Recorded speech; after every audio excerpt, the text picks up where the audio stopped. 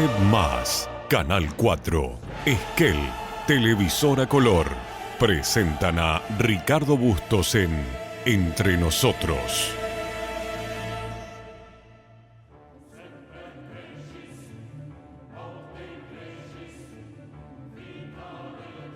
Las siguientes empresas auspician a Ricardo Bustos en Entre Nosotros.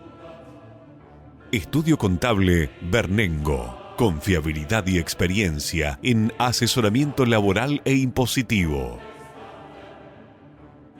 Museo Leleque, Patagonia. 13.000 años de historia, en forma ininterrumpida desde mayo del 2000. Celufrán Muebles, todo para su hogar.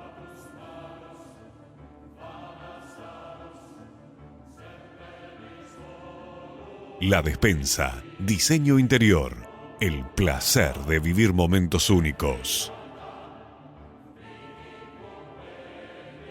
Leandro Sport, indumentaria masculina, más de 50 años vistiendo a generaciones de Esquel. Legión Mat, materiales para la construcción, cimentando el crecimiento y el futuro de la región.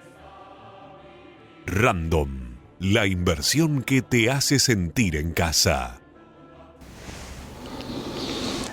¿Qué tal? Buenas noches, ¿cómo están ustedes? Bienvenidos a esta nueva edición de Entre Nosotros a través de Canal 4, Esquel, televisora a color para toda la región cordillerana. Bueno, un programa reflexivo, intenso, político y optimista. Reflexivo porque en el primer bloque del programa vamos a hablar un poco de la historia de Europa y especialmente de la lucha entre las dos Europas, la Europa del Este y la Europa occidental, la Europa capitalista. La caída del muro de Berlín.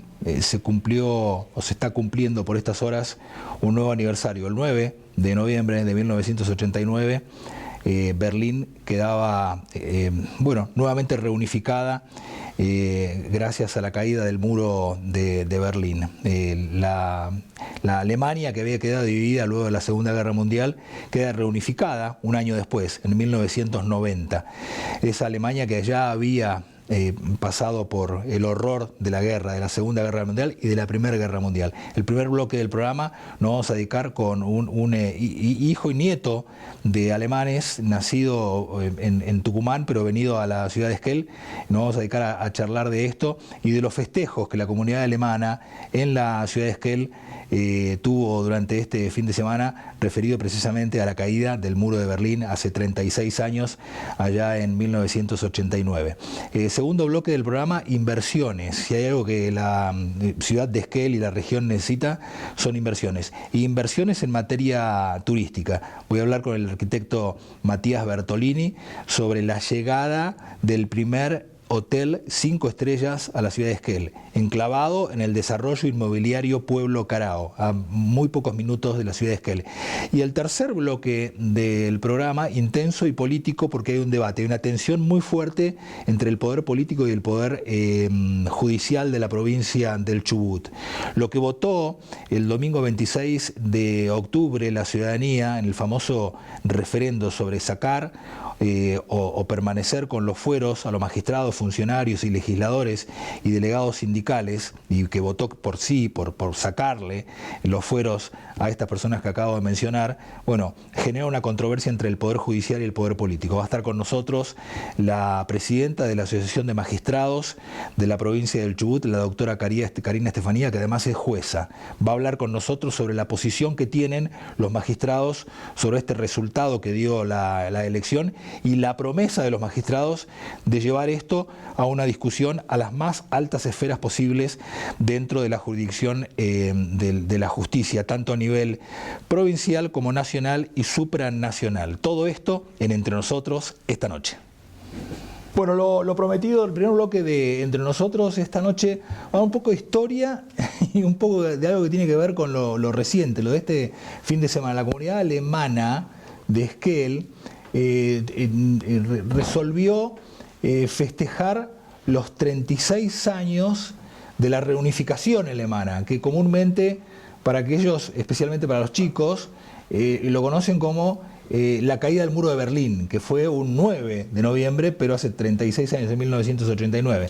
Hemos invitado esta noche para hablar de lo que ocurrió el día sábado, que la comunidad alemana se reunió, yo no sé si para festejar la caída del muro de Berlín o la reunificación de Alemania, porque algunos que por ahí no conocen un poco de historia, Alemania fue una sola, después de la Segunda Guerra Mundial quedó dividida en dos, en 1945, y luego de ello hasta 1989 estuvo dividida. En 1989, cuando la famosa perestroika comienza a funcionar con Mikhail Gorbachev en la Unión Soviética, bueno, ahí es donde empiezan un efecto dominó de libertades y reclamos desde todo lo que era la Europa del Este, termina cayendo el famoso muro y se reunifica finalmente la Alemania. Eso es lo que festejaron los alemanes o los descendientes de alemanes en la ciudad de Esquel el día sábado. Hemos invitado a uno de los integrantes de la comunidad alemana, es abogado, es juez, camarista, es juez en lo civil de la ciudad de Esquel, Günter Flasch. ¿Qué tal, Günter? ¿Cómo está? ¿Qué tal? ¿Qué tal? ¿Cómo estás? Bueno, podríamos hablar nada más que, cuando yo me enteré del festejo del día sábado pasado, digo, podemos hablar nada más que del festejo y quedarnos en la chiquita, o podemos aprovechar y hablar de todo el fenómeno histórico que vivió, porque la historia no es una foto, es una película, y podemos rebobinar e ir mirando hacia atrás, ¿no? Sí, así es. Antes que nada, una aclaración. La unificación alemana es el 3 de octubre del año siguiente al de la caída del muro. Claro. El 9 de noviembre cae el muro y empieza un proceso difícil, donde la gente efervescente tenía que adaptarse. Recuerdo que contaban que los profesores de la Alemania comunista tenían que adaptarse porque ellos estaban con un libreto muy adoctrinado, entonces se encontraban con alumnos que tenían otra información y fue difícil. Eso es una de las tantas cosas difíciles. Tantísimas cosas. ¿Cómo llegaron ustedes a la Argentina, sus antepasadas? No, por suerte, mis abuelos vinieron 3 años antes de la guerra. ¿De cuál de guerra? ¿La primera o la segunda? De la segunda. De los 3 años antes de la segunda. En el 37, 37. Ya cuando cerca de 3 años, ya cuando se veía que estaba todo bastante mal, salen un poco, ellos eran opositores, mi abuelo era opositor, salen un poco medio huyendo, tienen que poner las cosas en una valija y salir como corriendo, y llegan a Tucumán porque tenían trabajo. ¿Eligen América, eligen Argentina? No, eligen cualquier cosa. Ellos se enteran que tenían una posibilidad. Había una empresa que sacaba un poco a la gente que tenía problemas con el régimen, y a los judíos también, ¿no? Entonces se entera que tenían posibilidad de ir a Tucumán. No sabía si eso era Asia, África, América, Argentina. Sabían que llegaban al puerto de Hamburgo, ahí le daban pasajes de barco, ellos se subían y se iban a donde. Sin saber si era eso América, Oceanía o lo que sea. Sin importarle. Claro. Era un poco salir de todo eso. Ya estaba el régimen nazi con todas sus persecuciones, faltaba poco para la noche de los cristales, era algo muy, muy feo, muy doloroso. Y bueno, conservo las cartas que le escribía su mamá a mi abuelo y le contaba, bueno, tal familia se fueron, eran que los habían matado. Y cuando venían esas cartas venían con un circulito negro en el sobre. Bueno, son esas historias de todos los feos que pasaron. O sea que su bisabuela quedó en Alemania. Sí. Ella quedó en Alemania. Quedó en Alemania. ¿Sobrevivió el régimen? Sobrevivió, llegó a visitarlos a sus hijos, porque mi abuelo se viene también con su hermano, y murió en Argentina. ¿Y sus abuelos, sus padres, usted pudieron volver a Alemania? Yo pude volver, sí, yo pude volver por suerte, pude volver 3 veces. Conocí el pueblo de mi abuelo, conocí Berlín. ¿Ellos eran de Berlín, no? No, ellos eran de un pueblo que queda cerca casi de la frontera con Holanda.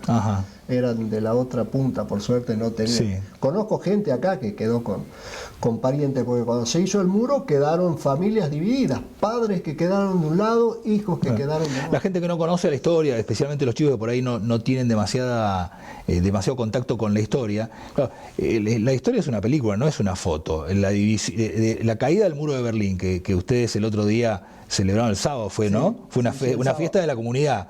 La querían hacer abierta a toda la comunidad. Muy buena idea, ¿no? Abierta, no se pudo porque primero conseguimos un local, pero no nos entendimos. En ese local era solo para una fiesta privada. Pero es buena idea la de celebrar la caída del muro. La vamos a celebrar el año que viene con todo. Sí. Siempre. Pero tiene mucha significancia histórica, hasta política e ideológica, si quiere. No conozco ningún alemán o descendiente de alemán, sobre todo en mi generación, que uno le diga, ¿qué hacías el 9 de noviembre de 1989? Y que no sepa decir que estaba haciendo. Claro. Es como el derribo de las Torres Gemelas en Nueva York. Son fechas que no se pueden olvidar. Todo el mundo, ¿no? Los que están acá hay gente que estuvo en Berlín.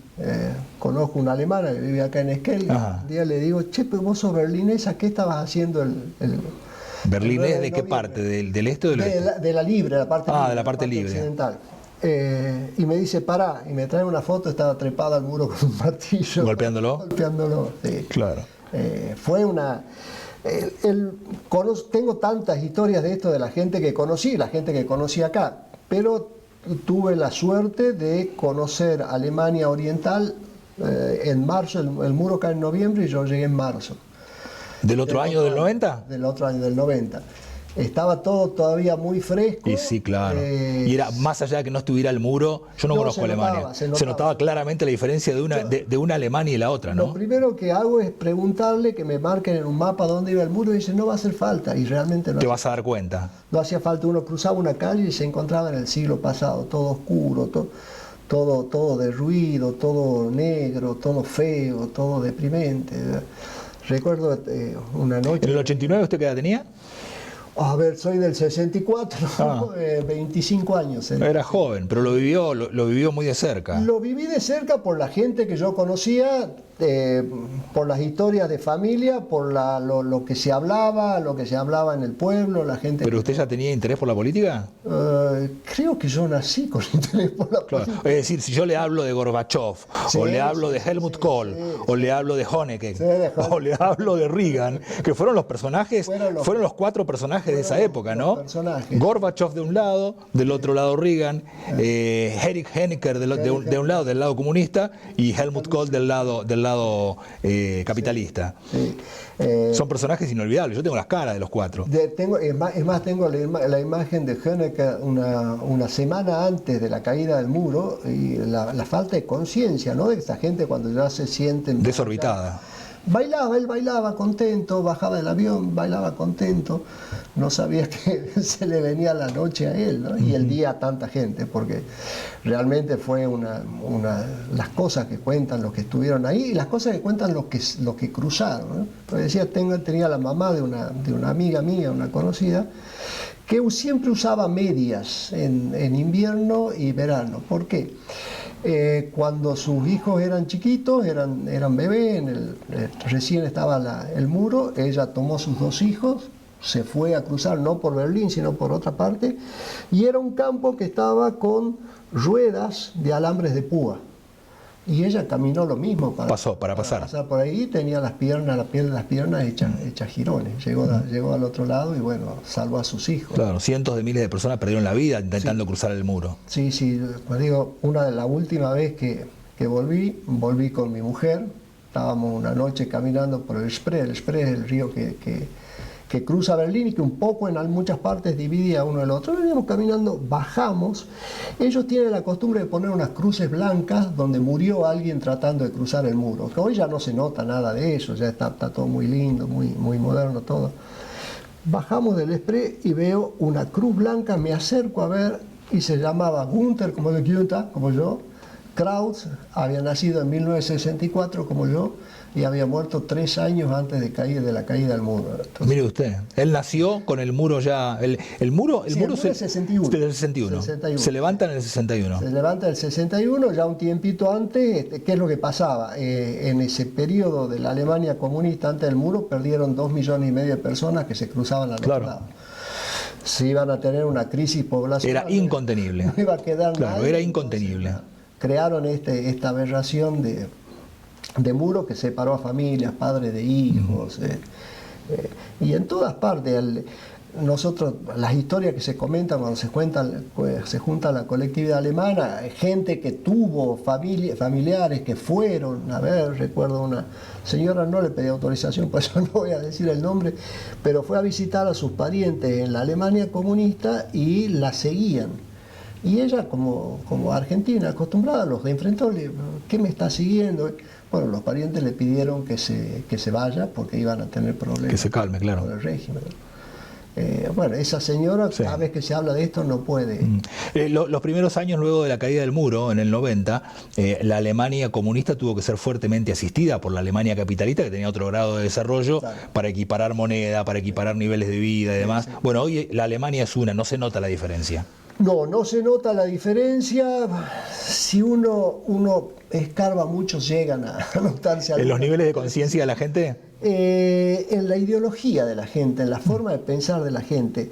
Los que vivieron en la Alemania comunista son mucho más refractarios a muchas cosas. O sea, la AfD, se dice que es el partido de derecha, tuvo mucho más votos en la ex Alemania comunista, sí, que en la Alemania occidental, ¿no? La votación fue tremenda a favor de eso. Mirando la Alemania en perspectiva y en retrospectiva, es un país que es una nación, un pueblo que ha sufrido mucho y que ha sido de escarnio para gran parte de la humanidad. Las cosas no llegan porque sí, la Segunda Guerra Mundial o la caída del muro, la Segunda Guerra Mundial, la separación de la Alemania, el Holocausto, la Primera Guerra Mundial, la caída del Imperio Austrohúngaro, del Otomano, del Imperio Británico, que se tiene que deshacer de sus propias colonias. Esta Alemania, la actual, la unificada, la capitalista, la desarrollada, ha aprendido de los errores del pasado, sí, ¿no? Sí, sin lugar a duda ha aprendido y sigue aprendiendo. ¿En qué digo que sigue aprendiendo? Cuando yo fui la primera vez, uno le preguntaba a los alemanes, como joven, curioso y apasionado de la historia, ¿qué había acá? ¿Dónde estaban los edificios nazis? Todo, y ellos lo miraban a uno como si le hubiera preguntado una intimidad incómoda. Era como que de eso no se habla, como que desubicado preguntar eso. Y la última vez no, ya empezaron a hablar justamente y después de un cierto tiempo, Merkel específicamente, dijeron, bueno, si no se habla, esto puede llegar a volver. Hay que hablar, hay que mostrar, hay que decir, hay que discutir, hay que debatir, todo esto. Lo peor es el silencio. Y empezaron, y hoy por hoy señalan dónde estaba el búnker donde murió Hitler, dónde estaba el edificio de la Gestapo. Me acuerdo, frente al edificio de la Gestapo hay una estatua que si alguien no le explica no se nota, ¿no? Es un señor que está, una estatua, un señor sentado en un banco mirando hacia el lado contrario. Es la imagen de los alemanes buenos que miraron para otro lado cuando eso sucedió. Siempre me pregunté, porque yo conociéndolo a mis abuelos y conociendo a mucha gente, porque hay bastante gente que vino de allá, ¿por qué llegaron a eso? ¿No? ¿Por qué llegaron a esa? Y siempre tenía esa duda. Hasta que una vez llegó a mis manos un libro de Erich Fromm. Ajá. ¿Cuál de ellos? El miedo a la libertad. El miedo a la libertad, claro. Y ahí explica perfectamente cómo un pueblo sano, culto, normal, puede llegar a esa locura. Después otra que explica muy bien eso es Hannah Arendt, los orígenes de los También, totalitarios. bueno, la pasaron muy mal también, sí, ¿no? Sí. Los errores de la Primera Guerra Mundial se pagaron en la Segunda Guerra Mundial y en ese Holocausto, ¿no? Sí. Hay que mirar en perspectiva el momento histórico, los dos momentos históricos, ¿no? Del 14 al 19 al 18 en la Primera Guerra y del 39 al 45. Le voy a contar un poco una intimidad de la familia, pero bueno. Cuando antes que se vea que esto venía feo, mi abuelo tenía a su hermano, mi tío Carl, que era el mayor y era el cerebro de la familia. Y mi abuelo decía, no, pero sí está llevando adelante, está sacando a Alemania. Y mi tío Carl decía, no, esto va mal, hasta que bueno, se ve que él tenía razón. Pero en algún momento, antes de que empiece la persecución racial y todo este tipo de cosas, él lo veía como algo positivo. Y eso me preguntaba, ¿cómo se puede llegar a eso, ¿no? ¿Cómo un pueblo civilizado puede llegar a eso? Un pueblo que además de conocerlo, que son gente muy afable, no son muy expresivos, eso es cierto, pero sí de buen corazón. Entonces, ¿cómo pudieron haber llegado a eso?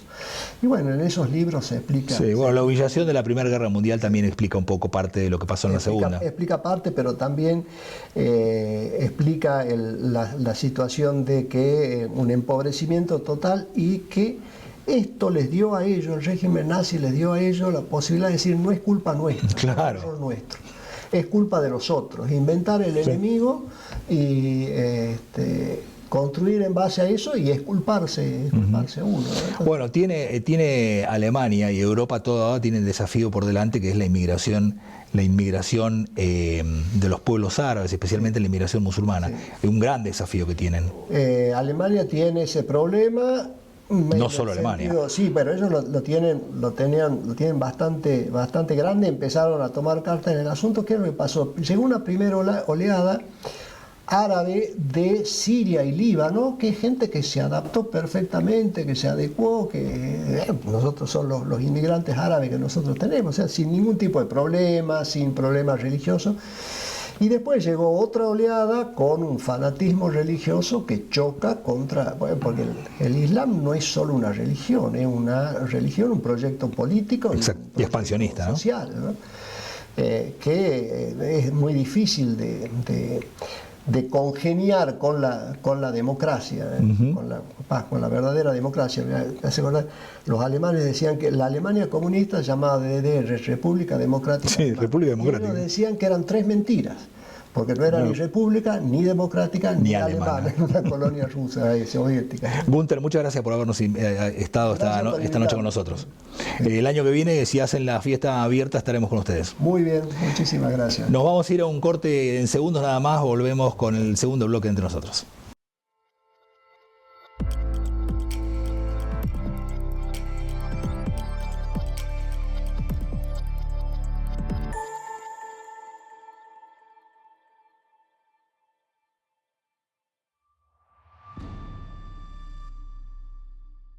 Su futuro inmobiliario comienza aquí. Somos Nelson Muse Propiedades, una empresa familiar de Esquel, en el corazón de la Patagonia. Nos destacamos por la seriedad, profesionalismo y discreción en cada operación, ofreciendo asesoramiento confiable en venta y administración de inmuebles. En Nelson Muse Propiedades, cuidamos cada detalle para que cada decisión inmobiliaria sea un paso seguro. Elegí tu destino y Gales al Sur te lleva. Paquetes turísticos a Estados Unidos, Brasil, el Caribe, Europa, Salta, cataratas, destinos exóticos. Representantes Hotel Termas de Puyehue, quinceañeras, pasajes aéreos, asistencia médica al viajero. Gales al Sur, una agencia con más de 20 años en la Patagonia.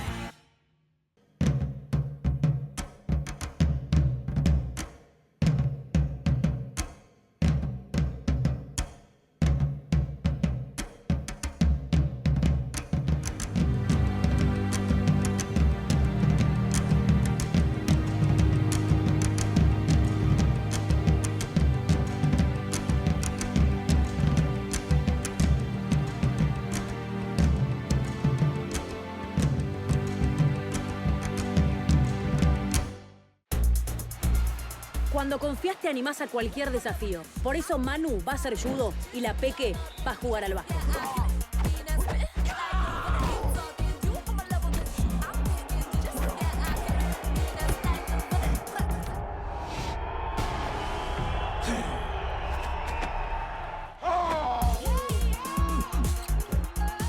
Cuando confías, seguro podés. La Segunda Seguros. Lo primero, sos vos. Bueno, volvemos. Segundo bloque del programa. Vamos a hablar finalmente de inversiones. Y hay algo que la ciudad de Esquel se debate desde hace muchísimos años, es sobre la necesidad de inversiones. Esquel hace muchos años, algunos ni habían nacido y otros eran muy chiquitos, en el año 2003 se puso a discutir y sigue todavía dando vueltas en derredor de la cucha como el perro, sin entrar de lleno hacia el proceso virtuoso de las inversiones millonarias, no de las micro o nano inversiones, sino de las inversiones millonarias. En el año 2003 se dio ese famoso debate o discusión en la ciudad sobre si la ciudad tenía que tomar un perfil a través de las inversiones mineras o si tenía que ser turístico. Bueno, dijeron que no. Después se podrá discutir, eso en algún momento lo vamos a discutir, pero dijeron no, queremos ser turísticos. Bueno, desde el año 2003 hasta la fecha, recién ahora podemos decir que hay inversiones turísticas de montos considerables, millonarios, por decirlo de alguna manera. De esto vamos a hablar en el día de hoy. Pero paradójicamente, cuando se comenzó a hablar y se comenzó a discutir y a debatir sobre darle la bienvenida a una inversión millonaria en materia turística, también se volvieron a dar algunos debates sobre la conveniencia de abrir las puertas a las inversiones millonarias en materia turística, la construcción de un hotel 5 estrellas. Está con nosotros Matías Bertolini, el desarrollador inmobiliario de Pueblo Carao, que a su vez tiene a su cargo la responsabilidad de la construcción del hotel en Pueblo Carao, que va a ser un hotel 5 estrellas que ya está en el 50 y pico % de ejecución de obra. Buen día, buenas noches, Matías, ¿cómo estás? Bien, bienvenido. Bien, gracias. Bueno, vos no naciste en Esquel, pero pasaste parte de tu adolescencia o juventud inicial en Esquel, porque tus padres estaban viviendo en Esquel. Sí. Después terminaste la secundaria, te fuiste a la facultad, te recibiste de arquitecto y volviste a Esquel decidiendo desarrollar tu profesión en Esquel. Vine hace unos cuantos años a trabajar en una empresa constructora que hacíamos obra pública y tuve una experiencia ahí de 5 o 6 años en obra pública. Hicimos muchísimas construcciones y bueno, palpé un poquito, viví un poco lo que fue trabajar en una empresa privada pero que hacía obra pública, o sea que de alguna manera está dentro del ámbito estatal. Y sin embargo yo ya había trabajado en Buenos Aires antes en lo que era de emprendimientos privados, así que también viví los dos mundos, de la gran ciudad, el pueblo de la cordillera, el ámbito privado y el ámbito público, así que eso me dio un panorama bastante amplio en lo que respecta a mi profesión. Y bueno, finalmente después de toda esa experiencia termino haciendo mi empresa desarrolladora y constructora, que es Compañía de Desarrollo Sur, sociedad anónima, desde el 2019 hasta ahora, y hemos desarrollado proyectos de cierta envergadura inmobiliarios, tanto en Esquel como en el resto de la cordillera de, digamos, Villa Langostura, estamos en Neuquén Capital, en Vaca Muerta, bueno, en Bariloche, distintos lugares hemos desarrollado proyectos. Y ya hace un tiempo que, poco inesperado y feliz, estamos haciendo nuestros proyectos más importantes acá en Esquel, hoy día. Básicamente, desarrollo de Pueblo Carao. Exactamente. El emprendimiento Pueblo Carao, que en esta ida y vuelta que te cuento desde la gran ciudad al pueblo y de lo público y lo privado, hoy estamos haciendo un cambio total de paradigma, por lo menos en mi actividad, proponiendo un proyecto de una escala importante, muy importante, y de una alta calidad, con un montón de condimentos que son únicos para un desarrollo. Y bueno, esto es Pueblo Carao, que está a 6 kilómetros de la ciudad de Esquel, frente a una laguna, en un entorno natural, como todo lo que tenemos acá, poniendo en valor la historia, la cultura de cómo se desarrolló toda la provincia, particularmente con los inmigrantes y los pueblos originarios, y también poniendo en valor el estado natural de nuestro entorno, ¿no? Y tratando de conservarlo. Y juntando todo eso, ofreciendo un proyecto, un producto súper desafiante, súper disruptivo en Patagonia, para salir a competir de igual a igual con otros proyectos que hay en el resto de la cordillera, que está mucho más desarrollado que nosotros, ¿no? Así que es todo un desafío. ¿Competir con quién, por ejemplo? Dame un nombre. Y nosotros no competimos con Esquel ni con Trevel. No, ¿con quién compiten? Nosotros competimos con grandes proyectos en San Martín de los Andes. Nómbrame uno. Y todo lo que involucra, yo qué sé, laderas en Chapelco, tantos otros loteos que hay muy lindos en las afueras, yendo para Junín, emprendimientos que hay en Bariloche, en Villa Langostura. Porque, ¿qué pasa? ¿Quién nos va a comprar a nosotros? Aparte de las personas de la comarca, familias que ya han confiado en nuestro proyecto, sí, ¿no? Que son bastantes, pero exceden el proyecto el público local. ¿Están para jugar en algún momento en las ligas de Cumelén, Arelauquen?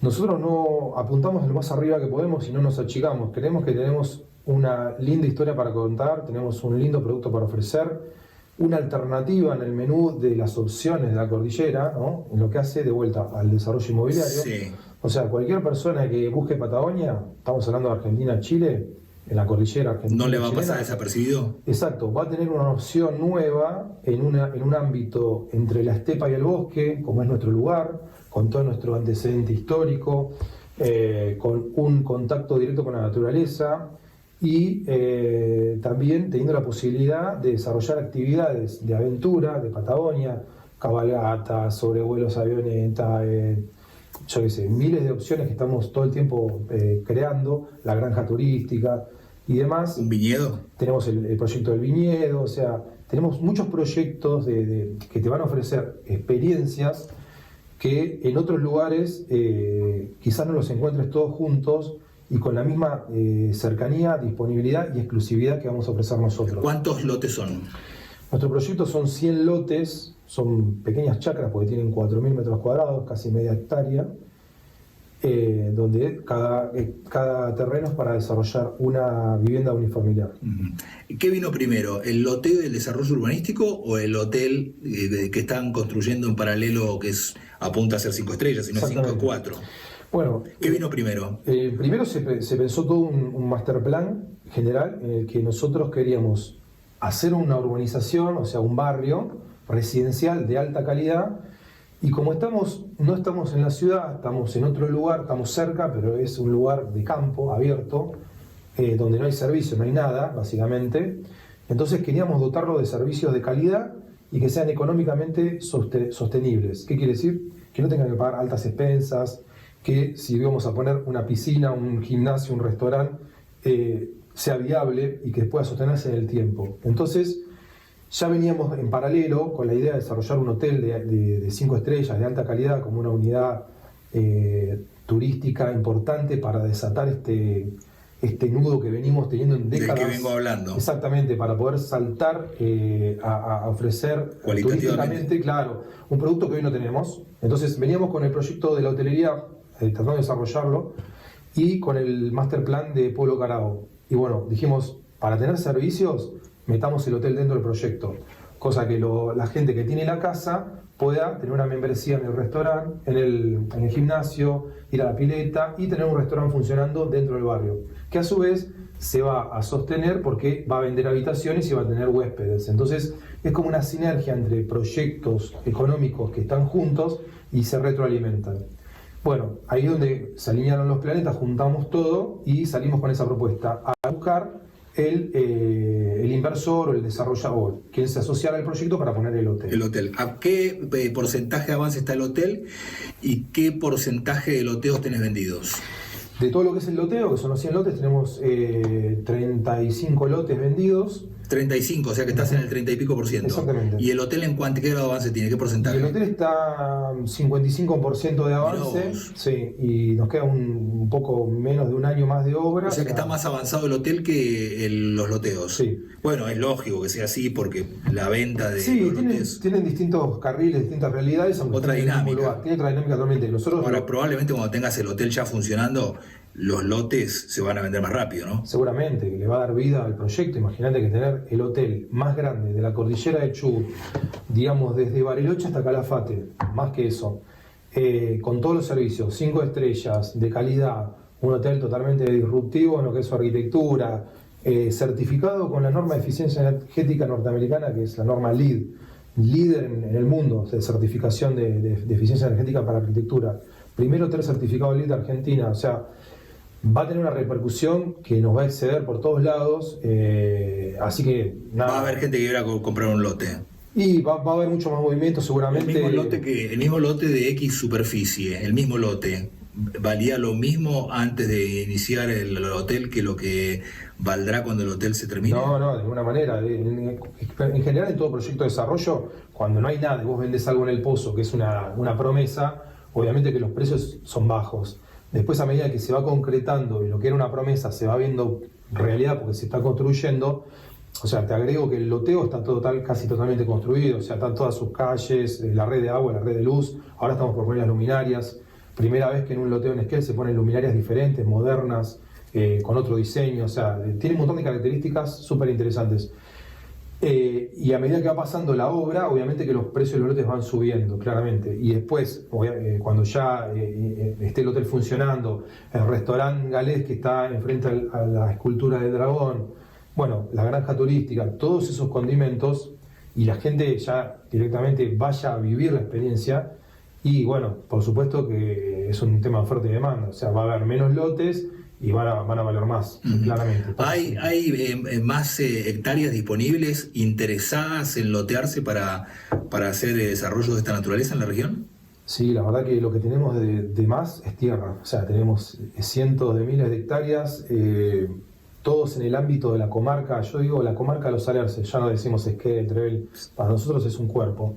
Tenemos el aeropuerto en un lugar, tenemos los atractivos, el Parque Nacional. Bueno, en la comarca de los Alerces, en el ámbito de influencia, tenemos un montón de tierra disponible a un precio muy competitivo para lo que es el resto de la cordillera argentino-chilena, y el potencial de desarrollo es espectacular. Nosotros estamos en medio de un cambio, de una bisagra, realmente, de una época, de una historia, de un presente en el que estamos cruzando el río desde un entramado estatal, llamémosle, en lo que es la economía local. Sí, una dinámica privada. Exactamente, a pasar a salir a competir, a salir a desarrollar, a salir a usar el ingenio y el trabajo y el esfuerzo para poder sostenernos realmente.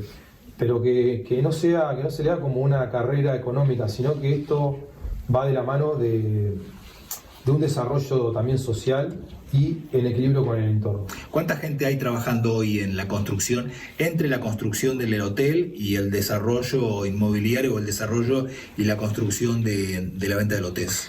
En total tenemos 100 personas, 108 personas tenemos trabajando hoy en la nómina de la empresa, directamente afectadas entre la administración, los arquitectos, los ingenieros, los operarios, oficiales, maquinistas y todo el cuerpo de Compañía de Desarrollo Sur, que está abocado, hoy te digo, prácticamente de lleno a eso. Si bien estamos empezando otro desarrollo ahora en Vaca Muerta, pero tenemos nuestro foco 100% acá.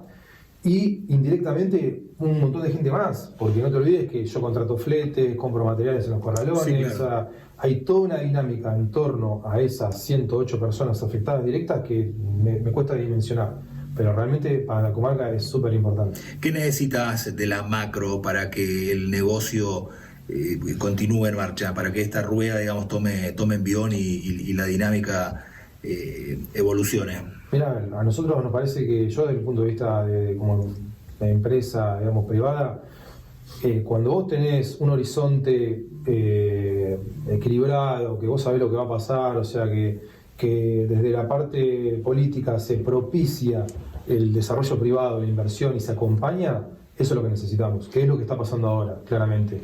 Y hemos tenido mucho apoyo en la provincia, en el municipio, y el esquema nacional también realmente nos está favoreciendo, porque vemos que tanto los argentinos como los extranjeros están queriendo apostar en nosotros.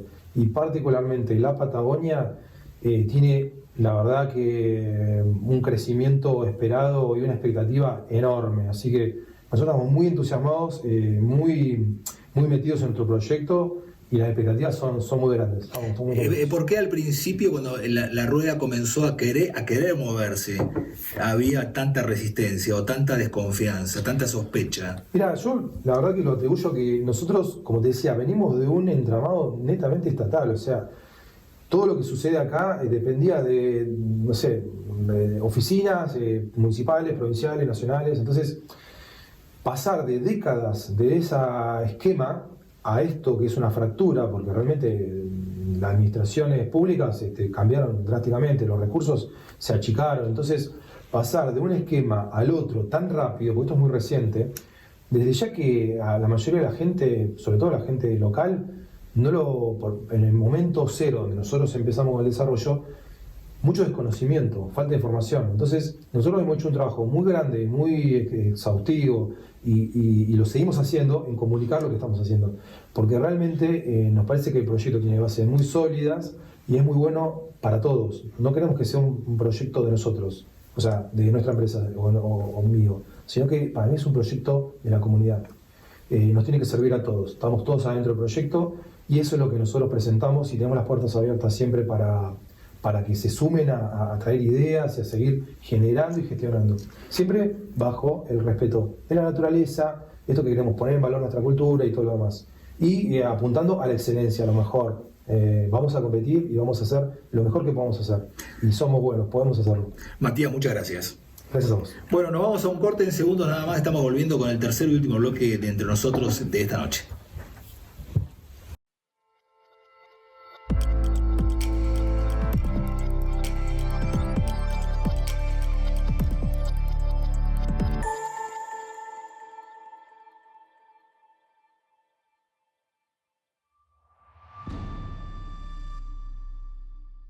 Su futuro inmobiliario comienza aquí. Somos Nelson Muse Propiedades, una empresa familiar de Esquel, en el corazón de la Patagonia. Nos destacamos por la seriedad, profesionalismo y discreción en cada operación, ofreciendo asesoramiento confiable en venta y administración de inmuebles. En Nelson Muse Propiedades, cuidamos cada detalle para que cada decisión inmobiliaria sea un paso seguro. Elegí tu destino y Gales al Sur te lleva.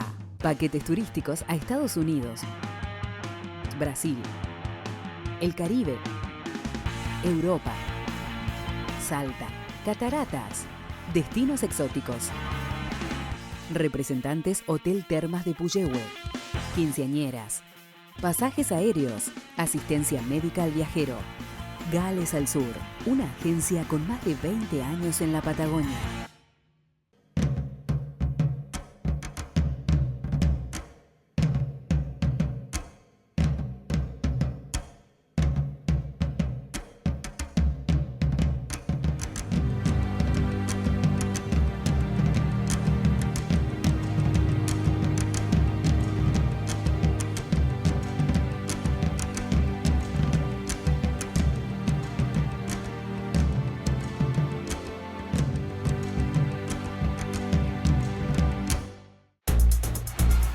Cuando confías te animás a cualquier desafío. Por eso Manu va a hacer judo y la Peque va a jugar al básquet.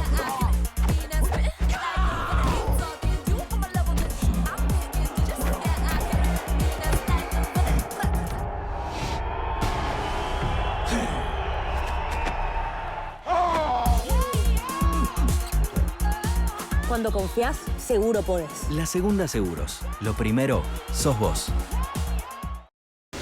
Bueno, volvemos. Tercer bloque y último del programa y tiene que ver con política, con mucha política, y tiene que ver con la injerencia de uno de los tres poderes del Estado, probablemente el más importante, el Poder Judicial, que probablemente esté puesto en la cabeza de la gente como el menos importante de todos. Siempre se habla del gobernador, los ministros, los diputados, y después se habla del Poder Judicial, los jueces, los fiscales, los defensores. Sin advertir, yo creo que es culpa de un grave problema de educación que tenemos. Esto es parte de una editorial mía, ¿no? Me estoy haciendo cargo de lo que digo yo.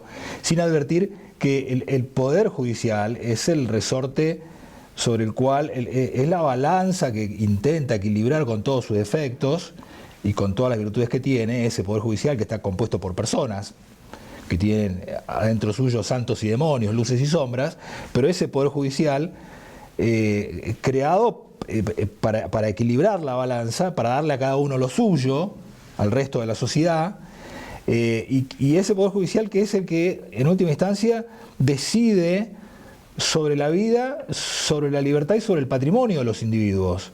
Porque finalmente un gobernador puede hacer un decreto, puede hacer una resolución, pero no puede hacer una ley.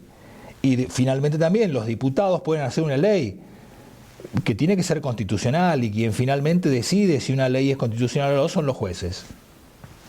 Y en última instancia los ministros de la Corte o los ministros del Superior Tribunal de Justicia, que dicho sea de paso son propuestos por gobernador de turno o presidente de turno y avalados por una legislatura o por un Congreso de la Nación. Pero son ellos, los jueces, los que tienen que, a conciencia se supone, y si no hay que desplazarlos si cometen algún ilícito, y si cometen algún ilícito bien desplazados que estén y que paguen, pero son ellos los que a conciencia tienen que fallar y tienen que darle a cada uno lo que corresponde, pero a conciencia, no presionados ni por la opinión pública, ni por el látigo del poder de turno, del gobernador de turno, del presidente de turno.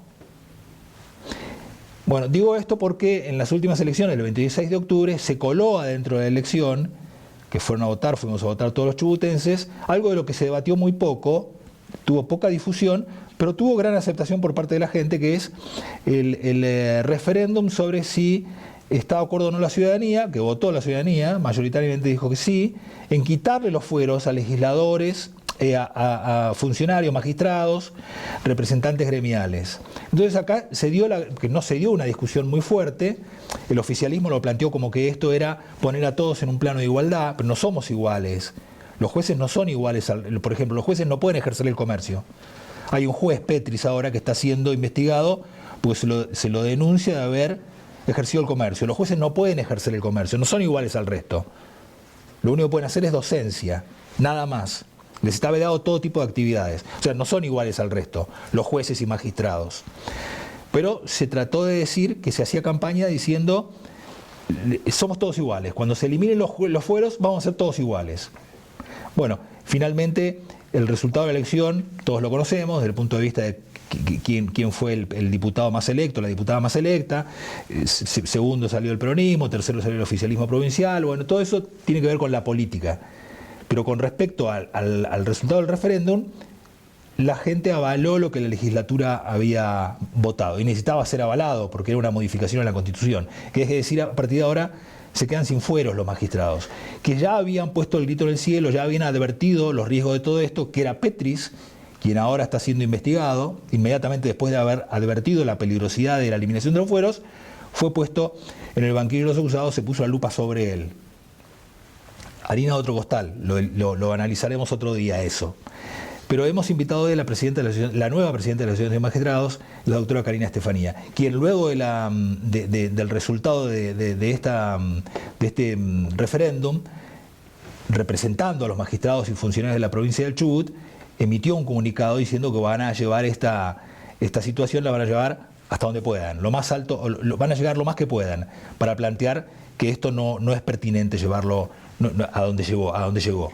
Karina Estefanía, buenas noches, ¿cómo estás? Hola, ¿qué tal? ¿Cómo estás? Bueno, hice mi editorial, que es mía, me hago cargo de eso, pero traté de poner en contexto lo que está pasando. Así que mi editorial me hago cargo, no hace falta que aclares nada, pero de lo otro corregí lo que creas que hay que corregir de lo que dije. No, en líneas generales efectivamente se hizo una reforma constitucional que su trámite comenzó en el mes de febrero de este año, con un envío del Poder Ejecutivo de un proyecto de ley que no tuvo tratamiento en la legislatura, podemos decirlo así, porque a la semana siguiente se aprobó sin ningún tipo de debate, o sea, no hubo reuniones de comisión, no se invitó a los actores sociales de todos los órganos que... Juristas y demás. No, ni juristas, ni también, como vos decís, no solo se le sacan los fueros a los magistrados, también a los sindicalistas, también a los legisladores y a los integrantes del Ejecutivo. No hubo debate, de hecho la oposición de la legislatura se quejó sobre este aspecto porque apareció el dictamen a último momento, pero bueno, luego de la sanción de la ley tampoco hubo un debate social, no hubieron espacios públicos donde se pudiera explicar a la sociedad qué significaba esta ley que pretendía reformar la Constitución y que con el referéndum y la mayoría votando por el sí quedó aprobada y que ya, digamos, está en vigencia. Nosotros efectivamente en su momento con la presidencia del doctor Petris se interpuso una acción de inconstitucionalidad que fue rechazada por el Superior Tribunal de Justicia, a quienes además recusamos porque entendíamos que no podían intervenir en esta causa por varias razones. La primera de ellas y la más lógica es que son ministros del Superior Tribunal alcanzados por la Constitución que se reforma y a los cuales le estábamos pidiendo que declaren la inconstitucionalidad.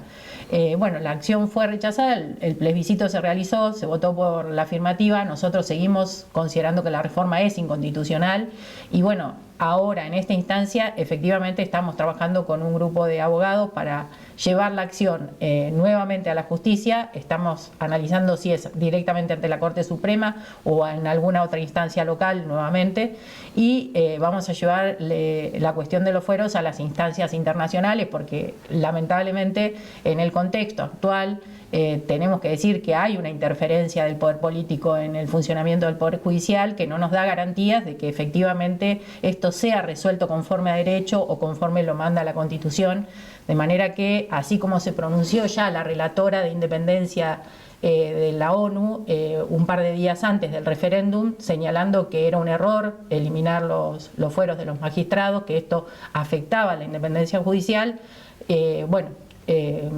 cumplido el referéndum y teniendo en cuenta el resultado, nosotros vamos a iniciar las acciones. Yo quiero decir que efectivamente vos lo decís muy bien, la gente votó y nosotros somos muy respetuosos del voto de la gente, lo cual no quiere decir que estemos de acuerdo en cómo haya votado la población. En primer lugar, porque hay dos situaciones que influyen en el voto de la gente que nosotros somos conscientes. Por un lado, la falta de legitimidad que tiene el Poder Judicial, o sea, la gente está muy enojada con quienes trabajamos en el Poder Judicial, especialmente con los jueces. Eso lo podemos hablar después, sí, claro, después lo podemos hablar. Pero bueno, y el otro tema es que se dijo que con la eliminación de los fueros íbamos a ser todos iguales. Pero no somos todos iguales. Somos todos, para que no ante la ley somos todos iguales, pero vos no podés ejercer el comercio. Tenemos distintas funciones, exactamente. Vos no podés ejercer el comercio. Exactamente. O sea, todos somos iguales ante la ley en cuanto a nuestros derechos. Sí, pero vos tenés obligaciones que yo no tengo. Pero ejercemos distintos trabajos. Nosotros trabajamos de jueces y como tal necesitamos ciertas protecciones para poder ser libres a la hora de resolver. Bueno, y a ver Yo venía pensando en un ejemplo en la ruta, cuando venía manejando, digo, ¿cuál sería el ejemplo? Por ejemplo, si yo trabajara en las alturas, la ley diría que yo tengo que estar protegida con un arnés para poder hacerlo sin correr riesgo mi salud ni mi vida. Bueno, yo no trabajo en la altura, trabajo con la ley, dicto resoluciones que hacen a la vida de las personas, a la libertad. Bueno, yo necesito proteger mi libertad para resolver. Está bien, ahora, para que la gente comprenda, porque la gente confunde fueros con privilegios. ¿Qué es un fuero? ¿Para qué? Porque hay un caso muy claro. El otro día alguien dijo, bueno, defiende los fueros, algo tenía que ocultar. El caso de Petris, yo no quiero acá traer el caso puntual de Petris, porque para eso tendrá que defenderse Petris, tendría que hablarlo con Petris, no es viable que el caso de Petris lo hable contigo. Pero Petris, con fueros, fue acusado, fue denunciado y hoy está en uso de licencia, o sea, tuvo que ser licenciado porque está siendo sometido a un proceso. Es más, el Consejo de la Magistratura recibió esa denuncia y hoy Petris no está ejerciendo de juez. Bueno, en primer lugar los fueros no son un privilegio, o sea, justamente ese es el fuero no es una licencia para delinquir. Es una protección de la ciudadanía, ni siquiera es una protección personal de quien ejerce la magistratura. Quiero decir, el fuero no es una licencia para delinquir. Absolutamente. De hecho, en la provincia del Chubut han existido, ningún juez se ha amparado en toda la historia cuando ha sido investigado, ya sea por un delito o por una inconducta que no alcanza a ser delito, pero que es un incumplimiento de las funciones. Nunca se han parado los jueces y siempre ha podido ser investigado y incluso han sido condenados. O sea, en principio... Destituidos incluso. Y destituidos, claramente. Si nosotros vamos al ejemplo de la historia, ¿cuántos legisladores o gobernadores han sido destituidos? Y seguramente vas a tener el número 0. Sin embargo, los jueces que han sido denunciados o los magistrados por mal desempeño o por la comisión de un delito rápidamente son destituidos y son enjuiciados sin ningún tipo de... Entonces, ¿para qué sirve el fuero? Sirve para evitar las presiones. ¿Para qué? Para evitar las presiones. Porque justamente... De todos modos, las presiones existen.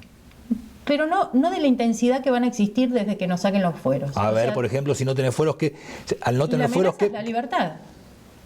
Lo primero que ponen en riesgo cuando vos no resolves del modo que ellos pretenden es una denuncia para que vos puedas estar enjuiciado penalmente. ¿Un invento de denuncia? Una denuncia inventada. Ese es el ejemplo clásico que da la doctrina y la jurisprudencia respecto de cuál es el principal riesgo que tiene un juez cuando no tiene la protección constitucional de que su función la puede ejercer libremente, es que se inventen denuncias en su contra para rápidamente apartarlo de la causa. ¿No sería la primera vez? No, ya sabemos que no. Y te digo que es un momento muy complejo porque no sé si está saltando lo que ha ocurrido en estos días respecto de cómo es la injerencia del poder político en el poder judicial en este momento. Sí, claro. Nosotros lo hablamos no solo a nivel local, sino a a nivel nacional de que la historia de Chubut no registra momentos como estos.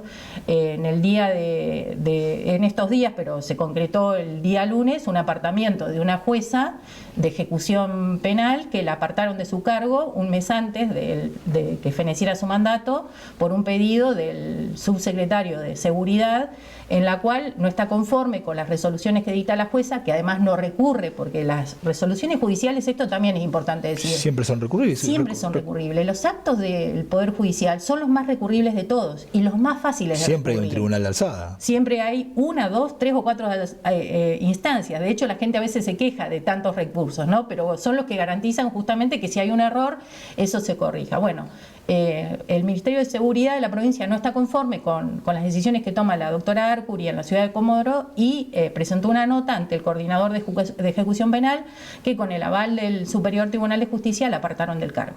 Esto es un hecho extremadamente grave. O sea, es la primera vez en la historia que un juez es apartado de su función por una decisión por fuera de la ley. Pero además, ni siquiera fue notificada personalmente de la decisión. Bueno, nosotros justamente este tema lo hemos denunciado en el día de ayer, hemos pedido la intervención del Consejo de la Magistratura y también hemos pedido la intervención del Pleno del Superior Tribunal para que esto se resuelva, vuelvan a poner en el cargo a la doctora Arcuri, que no le queda mucho tiempo en el mandato que estaba ejerciendo, pero ello no obsta a que no hagamos notar que esto no puede suceder. Ni siquiera hay contra ella una denuncia de mal ejercicio en las funciones de su cargo. No, absolutamente nada. Simplemente no me gustan los fallos. Exactamente. Y lo dice claramente, no solo lo dice la nota del subsecretario dirigida al coordinador, sino que lo grave de todo esto es que esto ha sido avalado por parte del Poder Judicial. ¿Por parte del Superior Tribunal? Sí, por un lado por el coordinador penal, que es un juez que ha sido designado a tal efecto de la ciudad de Madrid, y luego esa decisión del juez fue avalada por el presidente del Superior Tribunal de Justicia. Nosotros hemos pedido la intervención del Pleno y que se vuelva para atrás. Pero bueno, estas son las injerencias que por siempre ha tenido el poder político en cualquier lugar del mundo. Por eso es tan importante que las garantías de protección del Poder Judicial. ¿En cuántos países del mundo los jueces no tienen fueros? Mira, en realidad yo estuve estudiando y en realidad no hay países donde no tengan fueros. Tienen distintos alcances los fueros. De hecho, nosotros, por ejemplo, en Estados Unidos es más importante el fuero patrimonial de los magistrados que el fuero de la inmunidad de arresto. Nosotros en nuestra Constitución Nacional tenemos los dos tipos de fueros. O sea, quienes trabajan en la justicia nacional y federal tienen los dos tipos de fueros. Pero en Europa tienen todos la inmunidad de arresto. Y de hecho, lo que no existe ya y que nunca existió en Chubut es la inmunidad de proceso. ¿Qué es esto? Que permite que la persona sea juzgada en el momento que sea condenada. Solo al momento de que se tenga que proceder a su detención, ahí se necesita desaforar. Es decir, pedirle al poder que le saque los fueros. En el caso de los magistrados, como decía, nunca fue necesario porque se lo destituye antes de que proceda. No llega a esa instancia. Y la otra posibilidad... Pero la persecución penal no se obstruye. No, sí, se intruye. Es más, si vos, te pongo a vos porque te tengo adelante, si vos sos sorprendido en plena fragancia de un delito... Te detienen. Ahí te detienen y te llevan. La ley tiene esa excepción porque no tenemos justamente ninguna diferencia. El problema es... El hecho de que sea juez no te habilita que si te robás... A cometer ningún delito, al contrario. Un salame del supermercado... Absolutamente. Al contrario, nosotros, la sociedad nos exige ejemplaridad.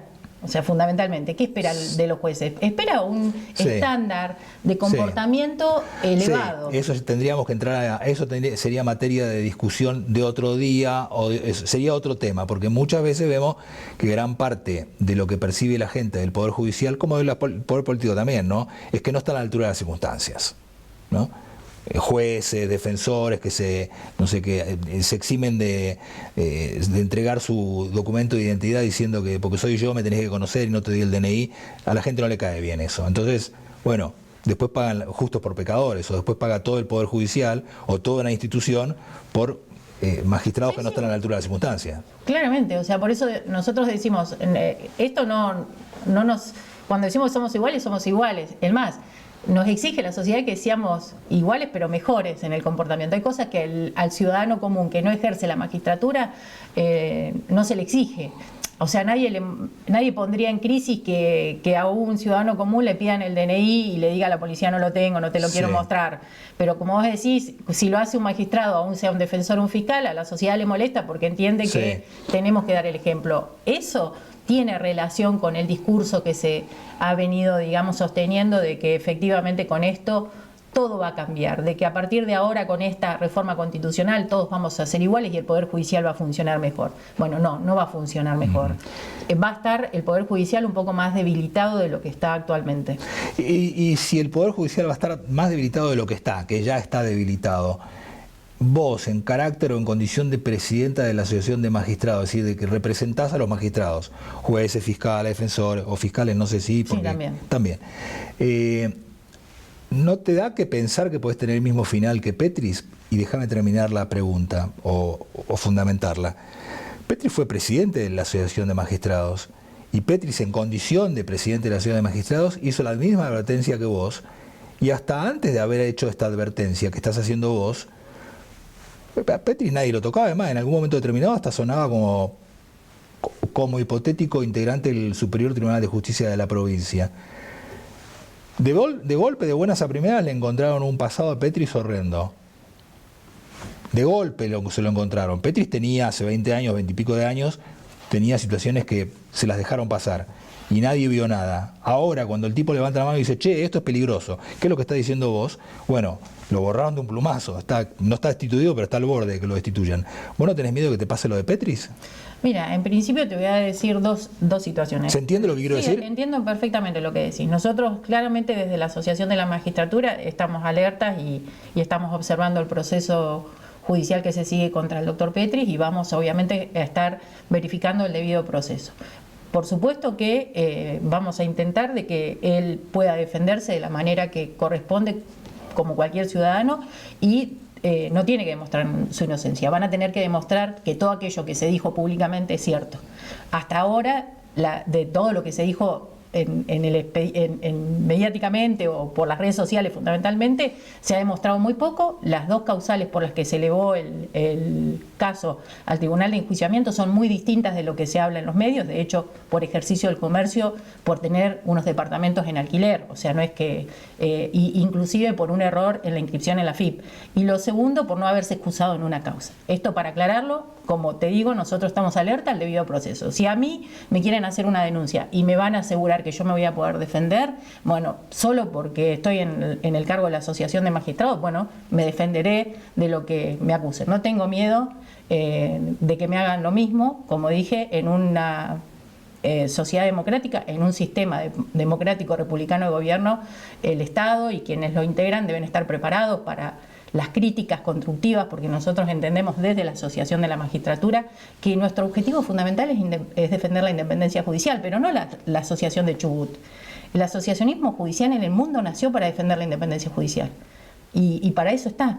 Entonces, todos los que integran hoy la legislatura, el señor gobernador, que además tiene la suerte de haber nacido ya en un sistema democrático porque es muy joven, seguramente va a entender que quienes estamos en la Asociación de Magistrados estamos obligados a hacer respetar la ley, y de hecho hemos jurado para eso los jueces, de que justamente si a mí me plantearan la inconstitucionalidad de la norma, seguramente no voy a poder intervenir porque he dado opinión, ¿no? Pero vamos a suponer que no lo hubiera hecho, de esta norma, ejerciendo el cargo, y declararía la inconstitucionalidad, ¿está claro? Sí. O sea, porque me lo van a plantear y lo voy a tener que resolver conforme juré en su momento. Sí.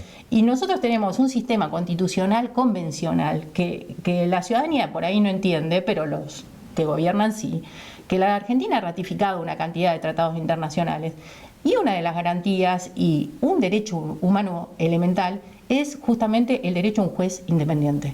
¿Por qué? Porque, como vos bien decías en tu editorial, los jueces somos los últimos garantes de los derechos de la gente. La vida, la libertad, la salud. Cuando viene una persona presenta un amparo porque la obra social Ceros no le da una prestación médica, el juez tiene que ser independiente y poder resolver esa prestación sin que nadie lo presione, que si resuelve favorablemente al amparista va a poner en crisis el funcionamiento de la obra social. No sé si me queda claro. Sí, clarísimo. Entonces, hay un montón de situaciones que en general la ciudadanía piensa: yo nunca voy a ir a la justicia y nunca voy a necesitar un juez independiente. Y en realidad todos estamos sometidos a un sistema de convivencia que muy probablemente en algún momento de la vida necesitemos que el Poder Judicial atienda nuestros derechos. En ese momento es cuando el ciudadano valora la independencia judicial. Después, como vos decís, en un contexto de enojo, en un contexto donde el único discurso era que a partir de esto el sistema democrático se fortalecía porque todos íbamos a ser iguales ante la ley, es muy fácil ir y votar que sí. Como te dije, yo no juzgo a la gente, sino juzgo en todo caso a quienes le propusieron a la población una reforma constitucional en este sentido, que todos saben que lejos de mejorar nuestra calidad institucional nos va a disminuir el funcionamiento democrático. Estefanía, gracias. Gracias a vos. Bueno, hacemos un breve corte y nos vamos al cierre de esta noche. Las siguientes empresas auspiciaron a Ricardo Bustos en Entre Nosotros.